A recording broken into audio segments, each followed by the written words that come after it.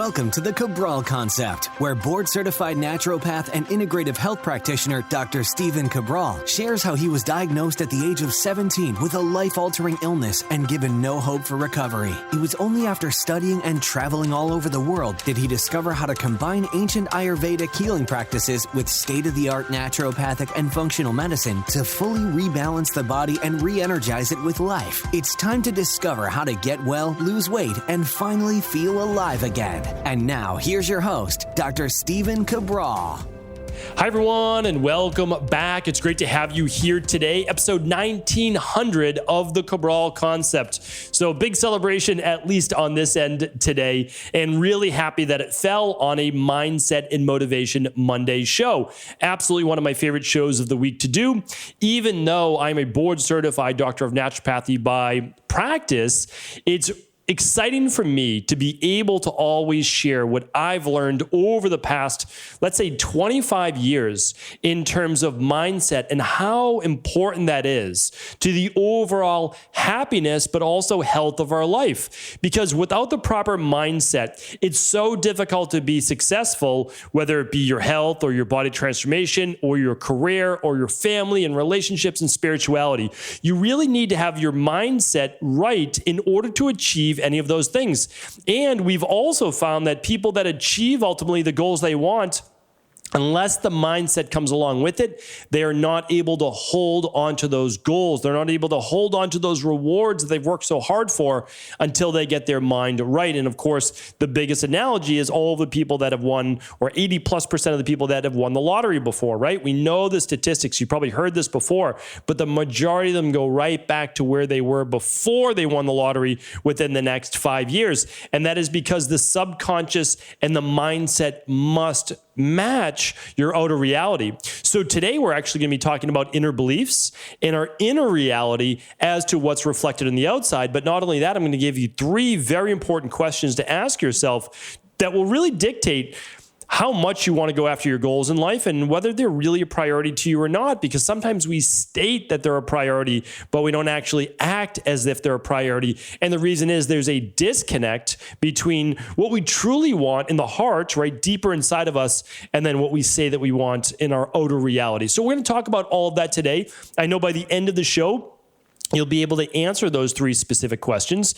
And you're going to start to learn, I think, more about why some people in life seem to be incredibly happy, yet we might say, well, they have so little. And I think it's our definition of so little that really seems to confuse this question, because we know that there's a lot of people out there and we say, well, they don't have the body, they don't have the health, they don't have the career, they don't have the finances, they don't have the whatever it might be, right? So we put all these labels on other people. And I think it's really important to look at that. And not because it's good or bad, it really isn't, but your labeling of them, and I'm not saying, again, you're not doing it in a negative way, but your labeling of them or the way that you look at them puts a label on them. So it could just be your mindset, your beliefs, your label on them, but it's actually a reflection of what you believe. So you believe a body should look a certain way.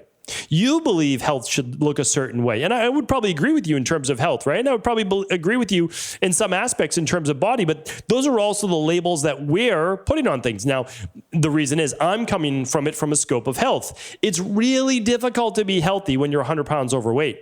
Now, a lot of people might try to argue that, but by definition, you're not healthy, because we know that 100 pounds overweight leads to greater amounts of cancer, type 2 diabetes, high cholesterol, high blood pressure. I already mentioned cancer, but like these are really serious things. And of course, there's going to be insulin desensitivity, which is going to desensitize certain other hormones in your body. So by definition, at least I can say, well, I don't think that is healthy. But again, that's still a label that I'm putting on it, because my vantage and my viewpoint is saying, I want people to be healthy. Like, that's my thing, but I'm still putting that on other people. That's why I've realized to this day, though, it's not my job to convince anybody else. That's not my place. My job is when people are ready, I'm here. That's it. So when people are ready, I'm here. When they're ready to listen to the podcast is there. When they want to run a at-home functional medicine lab test, we're here. We've open sourced that. When they want to do a protocol, we're here, right? So that's what we do. And again, a lot of other people in those fields have done the same as well. I'll share with you this, though, that when we start to look at finances, again, who's to say how much money allows for a certain level of happiness? Well, only you. That's the truth, right? Only you can decide what is the right level of income or savings in order to equate to happiness, right? It's because the money doesn't necessarily mean anything. It's what you do with that money that allows you to have a certain level of happiness based on what you base happiness on, right? Based on what you're allowed to do. Take trips, buy a home, buy a car, send your kids to private schools, like whatever it might be. I mean, that's your definition of financial success. So we just have to look at that, because this is really important, because when you get to these three questions that I'm going to give you, I want you to understand is that there's not really a right and wrong answer. There honestly isn't. But what I would say is this, is that your definition of that is going to change your happiness factor. That's the truth. Because as we're starting to move towards this, we want to understand is that we look at life in general, other people, as we have more than, we have less than in terms of, again, health, relationships, whatever it might be. But really, we've decided as to what that basis is. Right? And then we have basis points above and basis points below, but that's really how we're looking at it. So I want us to be really careful as to what we set as our values, right? As what we are looking to attain in life. Because I'll tell you this, a big part of happiness, and I'll reiterate this as we come to towards the end of the show, but a big part of our happiness is simply based on, are we measuring up to the pre-established standards that we've created for ourselves in our life? Because nobody else necessarily creates them. Yes, there are cultural norms and societal norms that have kind of been pushed upon us. There's no doubt about that, but we don't have to accept them, right? That's our choice. So again, some people can be very happy in the United States making $36,000 a year. Other people would say they're struggling at that amount. Now, let's go over to where I did many of my internships, let's say in India. Well, I was in many places where if you made $36,000, I mean, that was unbelievable. You were rich, right? Based on certain standards for certain places where you live. So again, we want to just make sure we understand that there's no set right or wrong answer, right? Like you could be, like your BMI might be 24 and a half. That might be good for you. You're still within a set standard. For other people, they might want to be closer to 20, right, for their BMI. That's within your standard of what you want to be. Might want your body fat at, let's say, 16%. Other people might be okay with that being at 20%. I think that's okay because we're still within that standard, but you get to decide on that for yourself. But the important thing is this, you have to understand that if you set a certain standard or goal for yourself, you need to achieve it. Because if you don't, what happens? Well, you're not very happy. Right? Because you've set something for yourself and you have not achieved it. So you're looking at your life as it is less than what you believe it can be. You have not reached your potential. And this is a positive and negative, meaning it's a positive in the standpoint that if you give yourself a higher standard that you hold yourself to, you are going to start to act like it as well. Meaning you're going to start to act as if you need to be the type of person in order to achieve the health, the body, the career, the finances, the relationships, the spirituality, whatever it might be. So you need to start moving in that direction. That can be a very positive thing. Now, the negative connotation of this, though, the negative part to it is that you're not enough, right? You're basically saying to yourself, these are my standards. I haven't achieved my standards, so I'm not enough. That's where you have to be careful because that is not correct. You have to already understand you are enough as you are. You are already worthy. You are already enough. And if you don't believe that, that's going to really hurt you in life. I probably believed that for many, many years, too many years, even when I had what I would call some level of success in practice and relationships and body transformation and health. It's like you have to start to believe that you're already enough. And then you can look at the goals from a healthy standpoint. Just say, hey, I'm already enough. I already have enough. I'm grateful for what I do have. I realize I could have so much less. Earlier in life, I had so much less. Now, that does not stop me, though, from wanting to go after bigger goals, right? So you're already enough, but yet you could be more. You have more in you. That's a much nicer way to look at it. And then you also don't need to judge other people because other people's lives are honestly none of your business, right? The only business you have is your own business. Build yourself up. And then, of course, when people reach out or you see that they need help and they're open to your help, then you can help them because you already are overflowing, right? Your cup is already full. Of course, you want to pour out a little to others as well. So achieve success, give back, pay it forward. So let's go over these 3 questions. This is so important because we have to understand is that you might already be successful in one area of your life. Let's say like you're really successful in terms of finance, right? I've worked with a lot of big CEOs. I've worked with multiple billionaires. I've worked with many CEOs and founders of companies, many millionaires, of course, as well. So a lot of financial success, right? But some of them have amazing marriages and relationships and great relationship with their kids, but not all do. So you look at that and you say, well, success in one area does not always equate to an inability to achieve success in the other or just not success in the other area.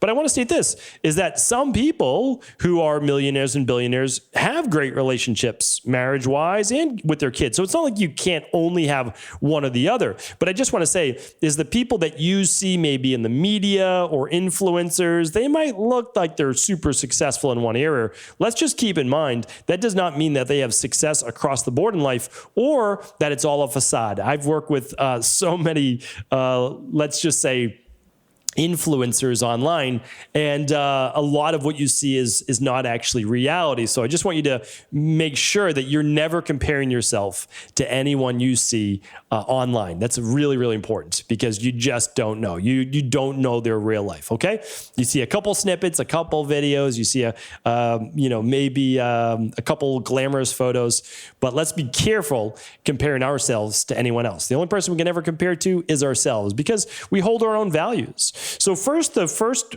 question I needed to answer, and it's really a task. And that's why if you're listening to this in the car, we're about 12 minutes in or so. I want you to remember that because when you get back to your home, your office, whatever it might be, I want you to start to answer these questions. So what I want you to do is I don't want you to list every goal that you have in life. I have a lot of goals in life, right? But I'll get to that in just a moment. But what I want you to do is this. I want you to list the goals that you need to achieve or just the need to achieve. Like one day, I'll just tell you, I would love to go to see the Great Pyramids in Egypt. I would just love, I've always been interested as a little kid. I told you growing up, I wanted to be an archaeologist. I would love to see the Sphinx and the Great Pyramids. I would love to see that.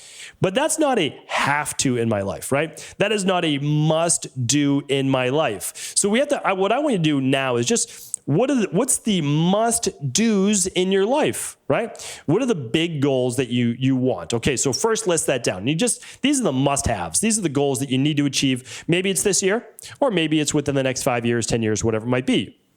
So list those, okay? You probably shouldn't have more than, well, I shouldn't say that. I don't want to give you a specific number, but just remember, if you have 20 or 30, ask yourself though, are those really must-haves? Okay, now we're starting to get into the other ones. So let's get into that. So just list your biggest goals that you absolutely have to achieve them. And I only have about 3 or 4 big goals that I have to achieve. And they don't necessarily come to fruition, all in one year. And we'll go over those in just a moment. But the second is this. Now list your timelines on achieving those big goals, the big goals that you must achieve in life. Okay. This is really important for understanding happiness, and I'll get to that in just a moment. So just list the timeline, right? So list the timeline. This is really important because one of my big goals and my main goal is just making sure that I always have a great relationship with my daughters. And again, I'm already prepared. I understand the teenage years from what people tell me. I was a teenager myself, might be a little challenging. I will keep that perspective when my girls are teenagers. I will do my best. I will understand what it was like to be a teenager. I was never a female teenager, but I will still use my best to have perspective, to breathe through certain situations, and to try to stay open as much as I can and realize that this is a period in time.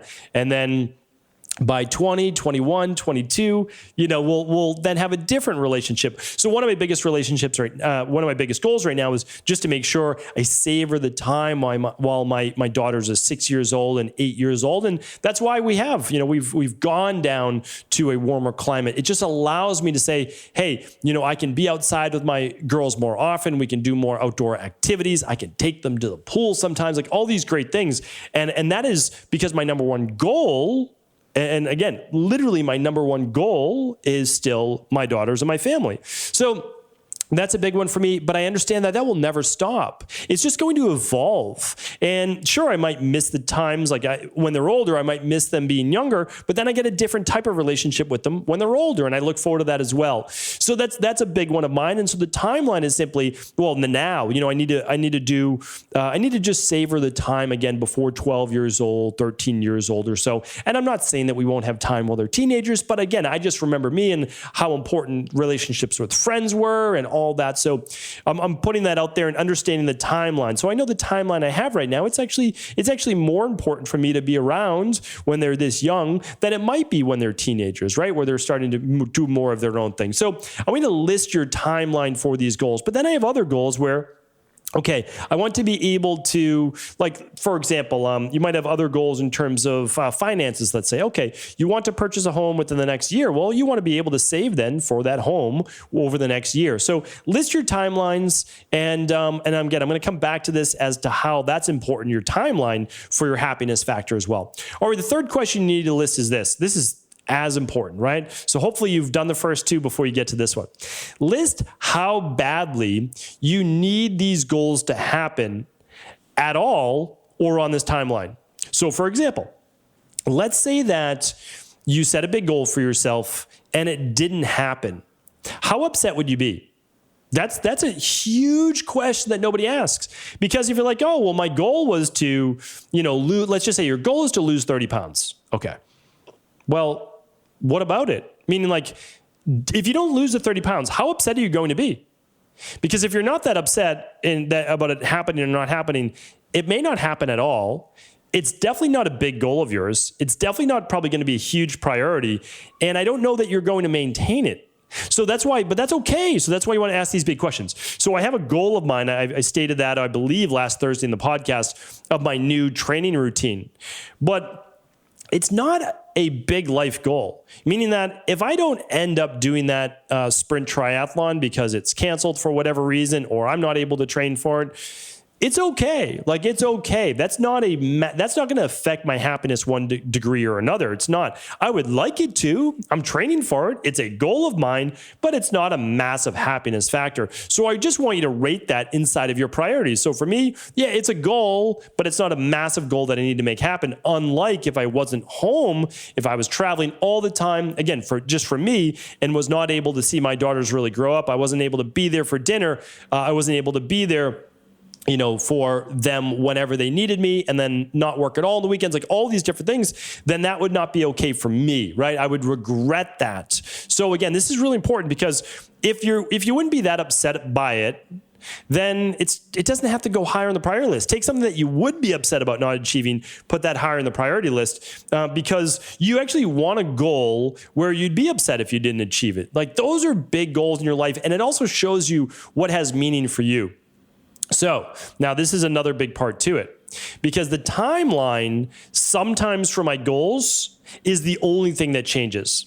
So I set certain goals for myself, and I do work towards a timeline, but I might miss it. It might not happen at that point.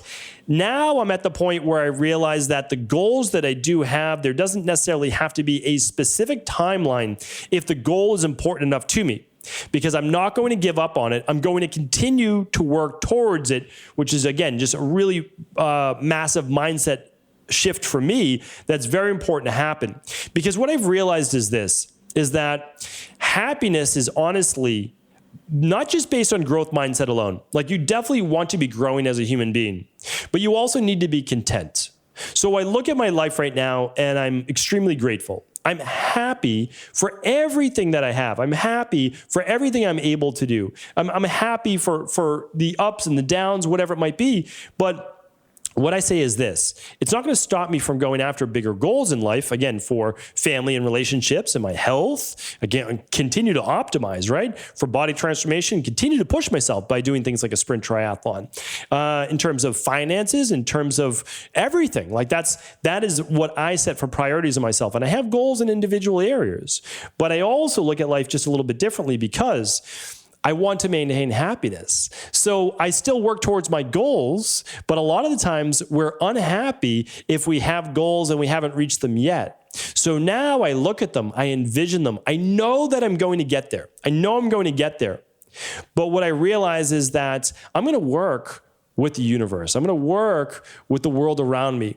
And I'm going to continue to push. I'm going to continue to work hard, but my happiness cannot be based on if my goal has come to fruition quite yet. I'm going to be happy now. And when I achieve that goal, well, then I might even be able to take my happiness to a greater level, but I'll be able to give more gratitude. That's really what it's all about. So for me, just like getting my health back was a non-compromise, neither is any of the other goals that I've set for myself. So right now, all I need to do is be happy to actually do the work, to actually get to do the work on the relationships, on my health, on my body transformation, or any of these specific goals. I'm happy to do the work. And the timeline, if needed, will be adjusted here and there. Maybe it happens even sooner. That's why I allow for it to happen even sooner than later, right? But I'm going to allow the timeline just to shift back and forth just a little bit. I'm still going to work hard. I'm not going to just say, well, I'm just going to put it out there and I hope that it happens. No, I'm still going to work towards it. But I'm going to be happy doing the work, knowing that it will eventually come to fruition. And I realize that the more my inner world reflects this happiness, the more my inner world already feels like it's done, well, the faster those goals will come to me. And the same will happen for you as well. Hopefully today's show was helpful. Thank you so much for tuning in. Fun to be able to talk about mindset and our inner world and what we really want in life on episode 1900. We are just 100 shows away from the big 2000th episode. More details to come on that this coming Friday on the Friday Review. But again, thank you so much, and do feel free to share this show with anyone you believe it could serve. Thanks so much for tuning into the show. Really glad that you could join me here today. And before you go, as a listener of the Cabral Concept, I want to make sure that you are the first to know that we are giving away one of our most popular functional medicine lab tests. We were fortunate enough to be able to work with this particular lab in order to be able to get a bulk price to pass that on to our listeners, our community members, those people that really support this type of healthy global community. So one of the great things is that over time, we've been able to really build up relationships with these labs that we can get a block of labs, this time 250, that we can actually pay for. This is something that's been part of my mission for a really long time, and is to introduce people to the world of functional medicine and at-home lab testing.